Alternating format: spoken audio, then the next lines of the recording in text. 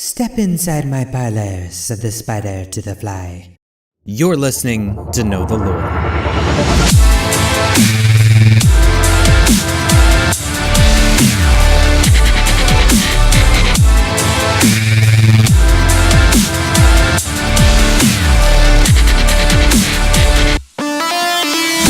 Welcome everybody, thanks again for listening to Know the Lore, Overwatch Edition. My name's Chris, aka Slurrednerd. Last week I was talking about Winston and Tracer, and mentioned Tracer having a couple run-ins with a particular character named Widowmaker. One was successful and she was able to stop Widowmaker and Reaper from stealing the Doomfist. The other mission was not so successful and had huge ramifications for the world of Overwatch.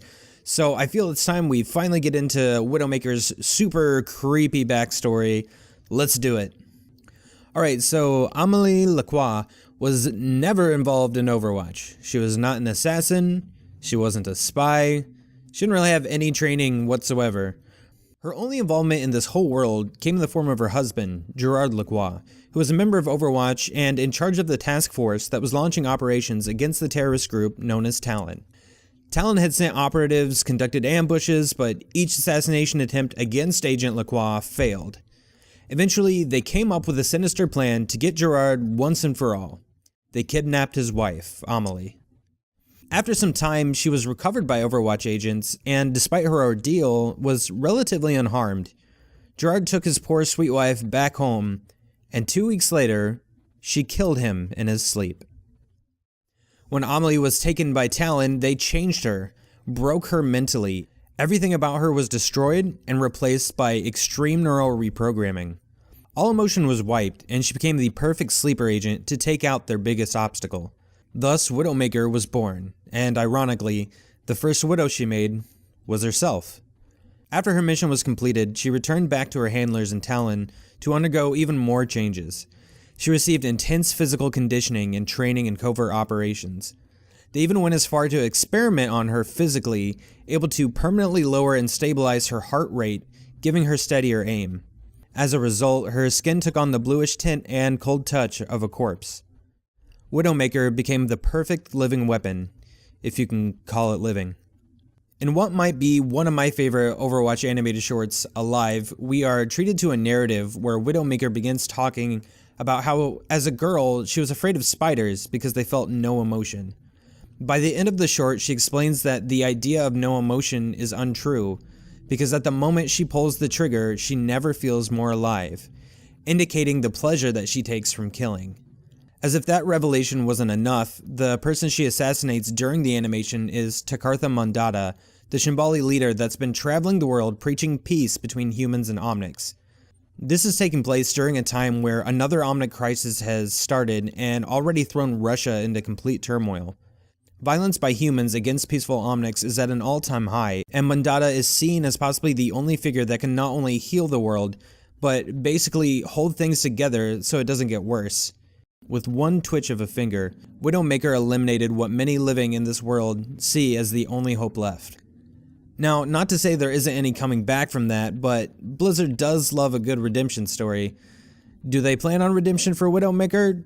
I don't know, probably not, but would it be possible?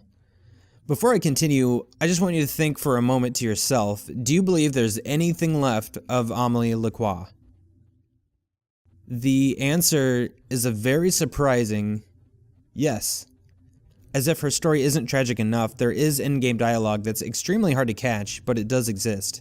If Widowmaker dies and is resurrected by Mercy, she will sometimes quickly call out for her husband Gerard, and mourn the fact that she is still alive instead of dead with him. In my opinion, this makes Widowmaker's story the most heartbreaking of all the playable characters so far. However, as always, I'm here to talk about at least 2 characters, and I'm ready to move on to our other frosty female, Mei.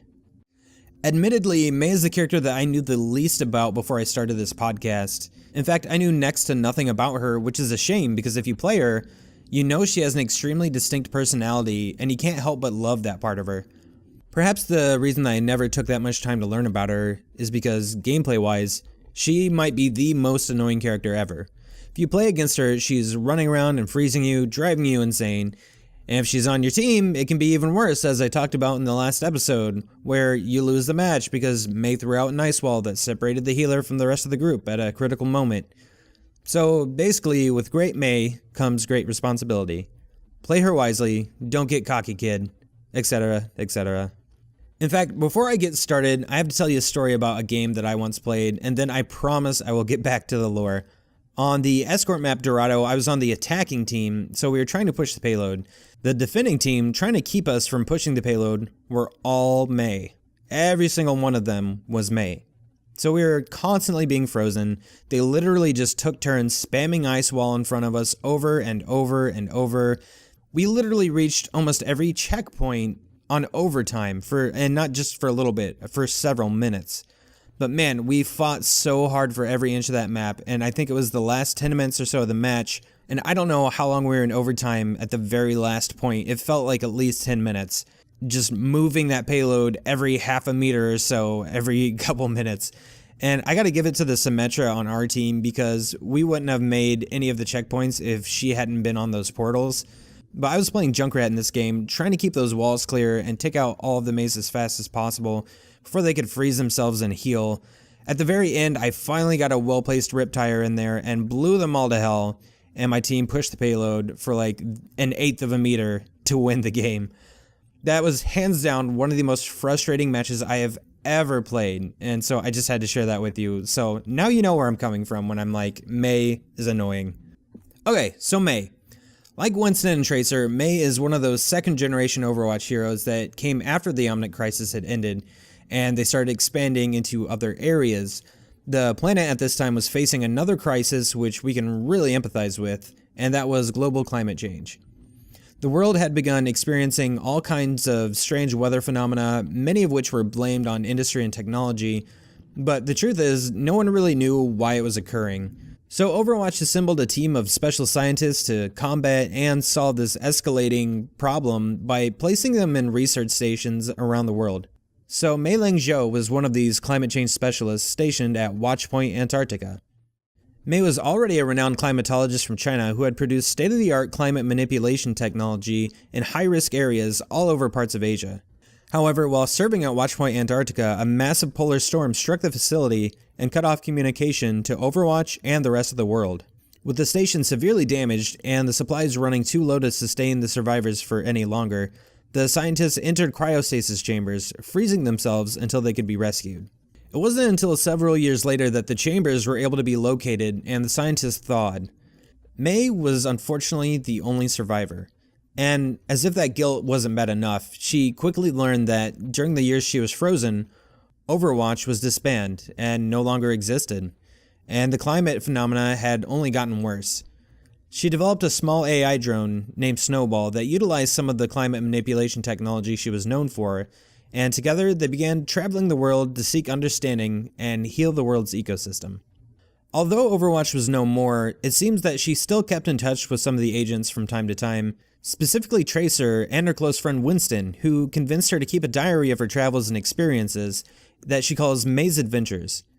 You can find a few excerpts on Blizzard's Overwatch website which detail where she's going and the different gear she's working on or testing, but more importantly, it details her personality, which paints the picture of a good-natured woman who's prone to silly accidents and embarrassing herself, who gets nervous but has passion for what she does, and is unapologetically nerdy about saving the Earth. This episode catches us up with both Widowmaker and Mei at the time of the game, and I told you guys my story about the all-Mei match and thought it was unbelievably frustrating at the time. Now when I look back, I think it's hilarious, and I love to tell people about it. I've actually seen lots of really funny situations in-game, but I'd like to hear about yours, so if you want to send a message to ktl@nerdsloth.com, or if you don't need a whole email and can get it into 150 characters or less, you can tweet me at Slurrednerd. I'm also on the PlayStation Network using the same handle. As I mentioned before, I casually play Overwatch, and even competitive, I'm not a high rating, I'm in the silver group, so, you know, pretty run-of-the-mill. But if you just want to hang out, have some fun, go ahead and add me, and then send me a message, and so I know who you are, and we can play a game together. So, speaking of funny Overwatch moments, go to YouTube and find the channel called Overwatch Highlights. They have a playlist called Overwatch WTF Moments, and at the moment I'm recording this, there's 14 episodes, and I will rewatch these constantly because it's got some of the funniest moments from Overwatch. The person that edits them puts in all these sound effects and just does a great job, and it is so funny. I could seriously watch these things just all day, and sometimes I kind of do when I'm bored. So anyway, check that out, give them a shout out, and if you have funny moments, you should send it to them because maybe they'll include it, which would be super awesome. That's it for now. Next week, we're going to switch it up, and instead of talking about two ladies, we're going to talk about a couple of bros. Literal bros. If you know the game, then you know where this is going. Make sure to catch that next episode, and as always, thank you for listening, and remember, every day is a new adventure. Chris here. If you enjoy the show, please rate, like, subscribe, comment, or share, as every little bit you do helps the show. Know the Lore is recorded and produced by NerdSloth. More episodes can be found at nerdsloth.com, along with our other awesomely nerdy shows. Search for NerdSloth on social media such as Facebook, Twitter, and Instagram. Music heard during the show is the Overwatch Victory theme remixed by DJ Effiksha. Go to effiksha.com to hear more.